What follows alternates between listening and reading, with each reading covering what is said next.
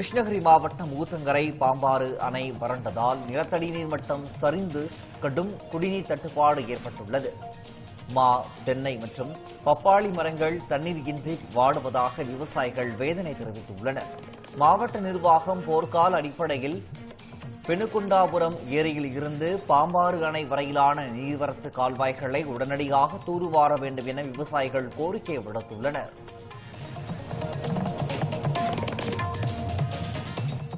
கடுமையான வறட்சினால ஆடு மாடு குடிக்க தண்ணி கிடையாது, விவசாயிகளுக்கு குடிக்க தண்ணி கிடையாது.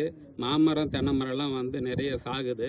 பாம்பாறு அணைக்கு தண்ணி வர்றதுக்கு வழிவகை செய்யணும். மாவட்ட நிர்வாகம் இடையில இருக்கக்கூடிய அந்த ஆக்கிரமிப்பெல்லாம் எடுத்து தண்ணி விரைவாக சேர்றதுக்கான நடவடிக்கை எடுக்கணும். இல்லைன்னா இந்த கடுமையான வறட்சி வரலாறு காணாத வறட்சி இது. உடனே நடவடிக்கை எடுத்து தண்ணி திறந்து விட்டு இங்கே நீர் நிரப்பணும்.